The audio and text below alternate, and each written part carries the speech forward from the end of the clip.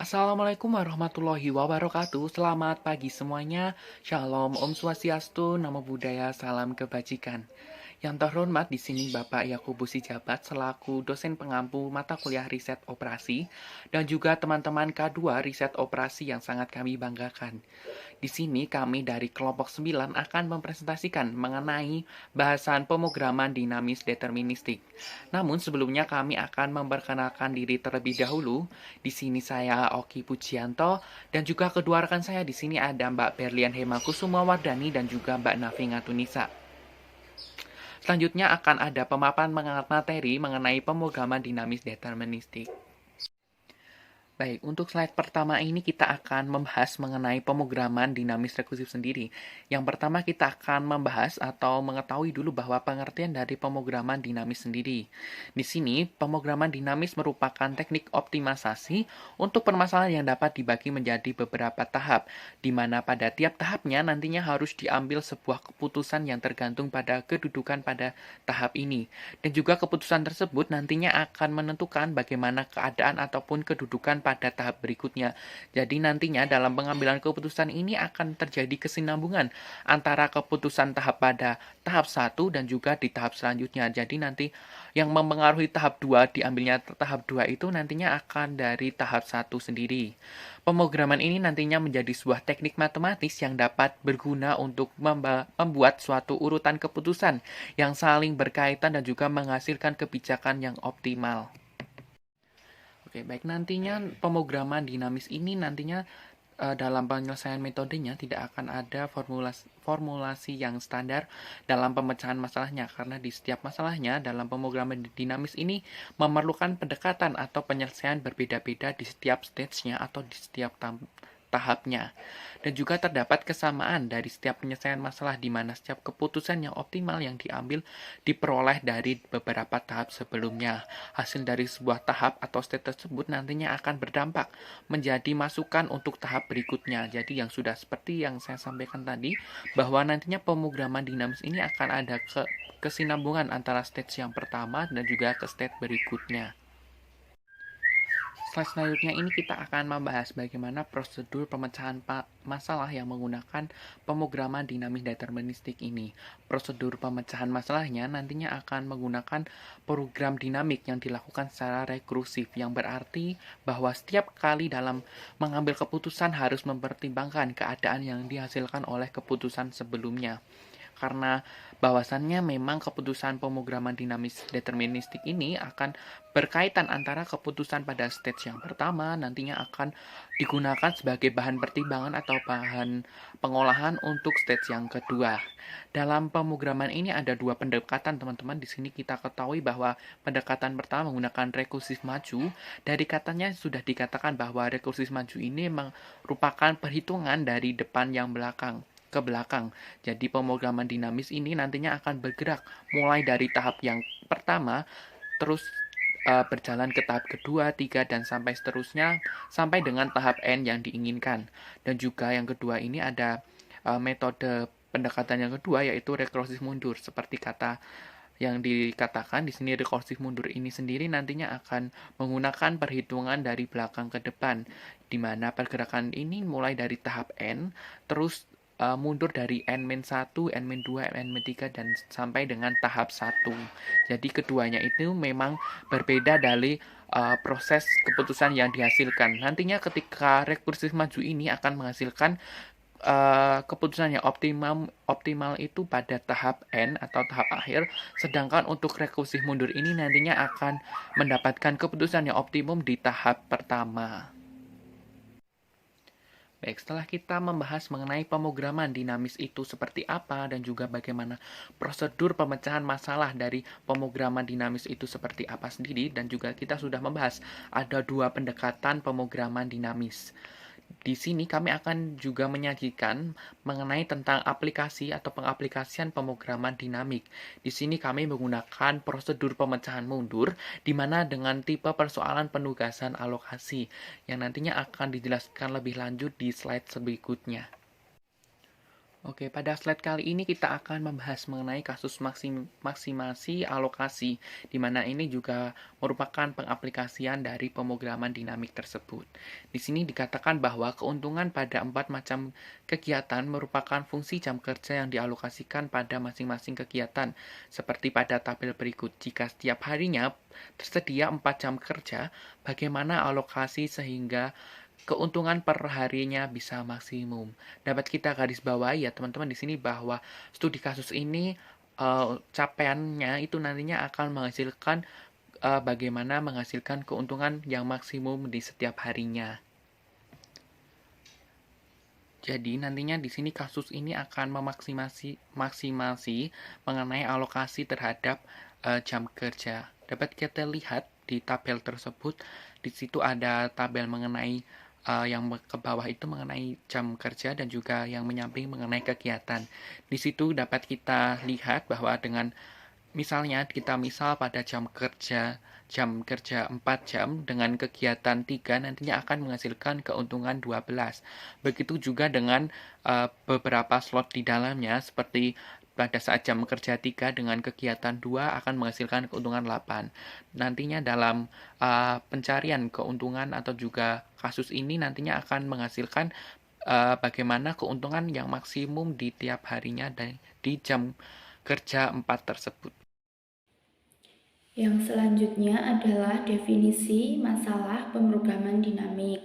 Yang pertama ada tahap dengan simbol N yang merupakan kegiatan, kemudian status atau kondisi tahap N dengan simbol SN, yaitu jam kerja yang masih dapat dialokasikan untuk tahap N. Kemudian ada keputusan pada tahap N yang di sini menggunakan simbol XN sama dengan jam kerja yang dialokasikan pada tahap N.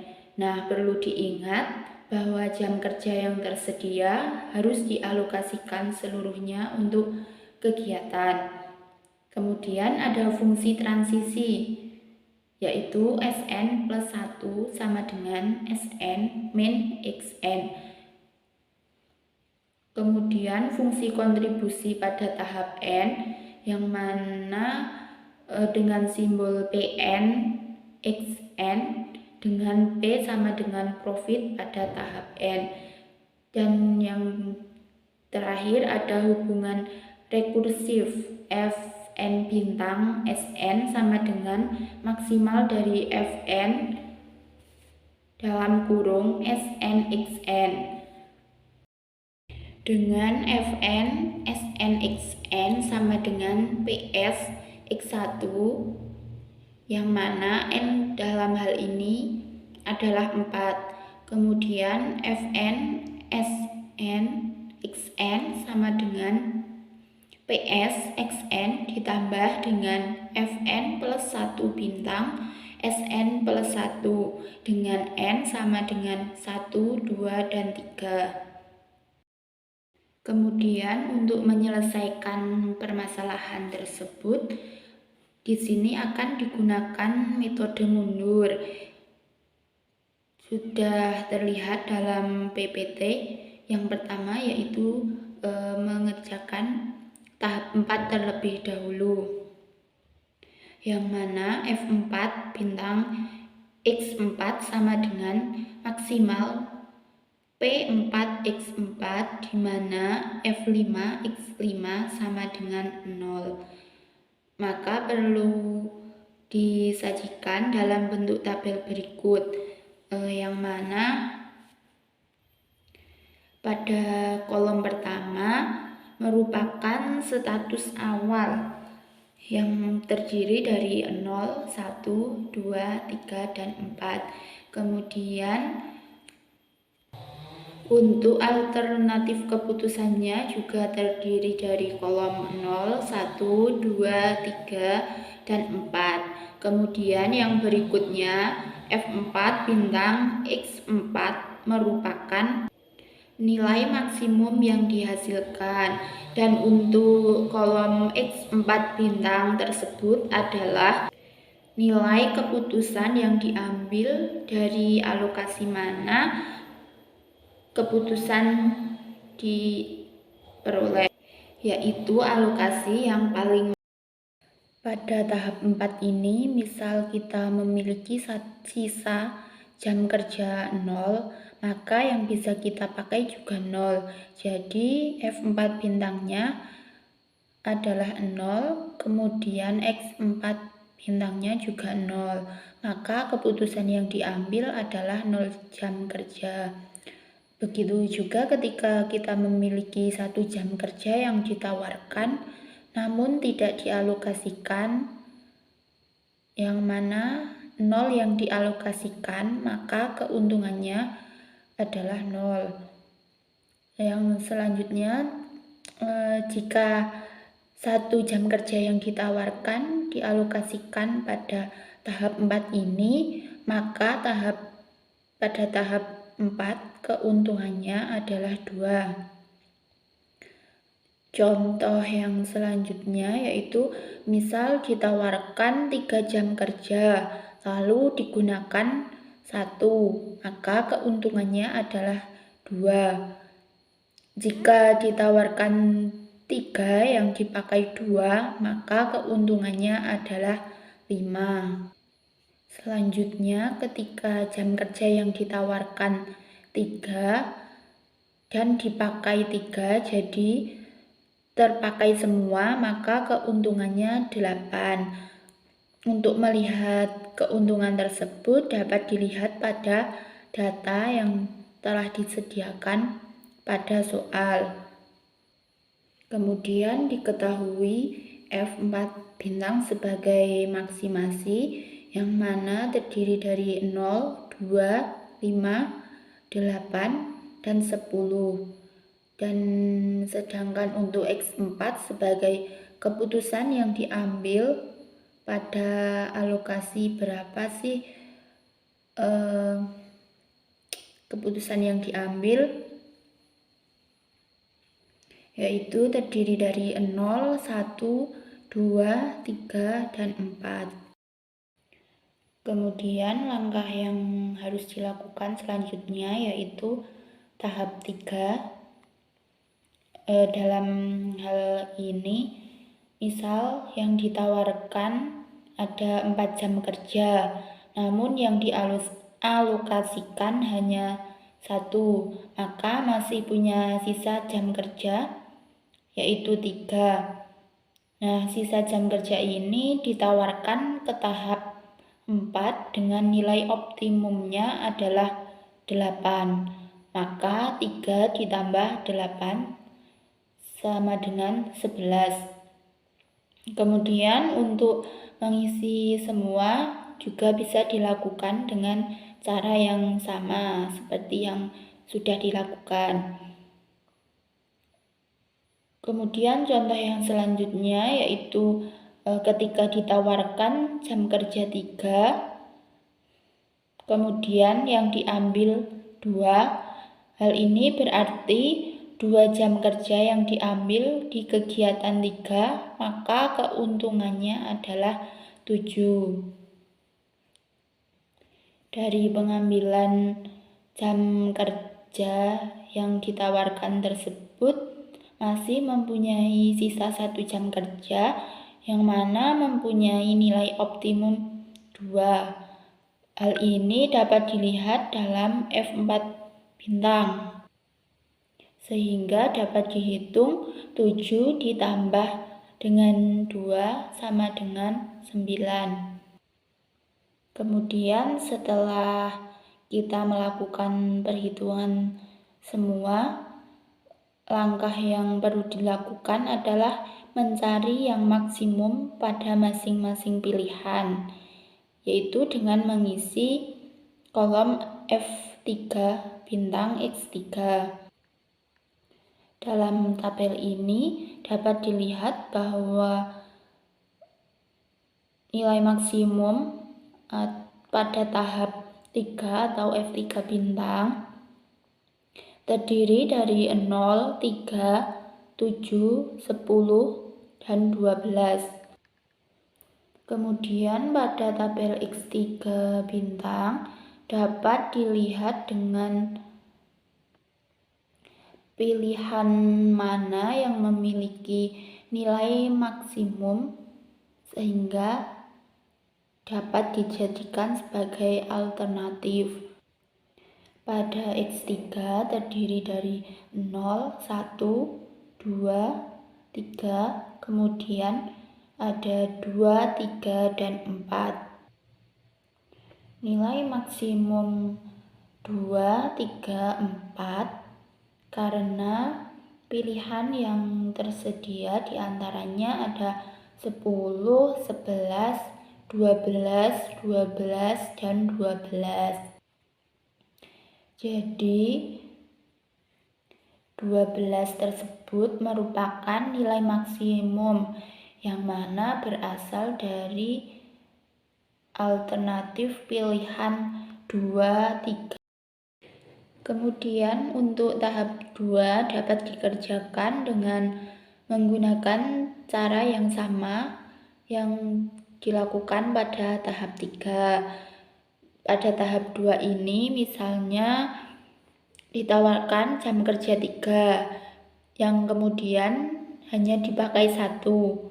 Dan hal ini berarti 1 jam kerja pada kegiatan 2 yang memiliki keuntungan sebesar 2. Kemudian sisa jam kerja pada hal ini yaitu ada 2, yang mana 2 sebagai sisa ini memiliki nilai optimum 7. Nilai optimum sendiri dapat dilihat dari nilai optimum tahap 3. Kemudian yang selanjutnya juga bisa dilanjutkan dengan menggunakan cara yang sama untuk mengisi tabel tersebut.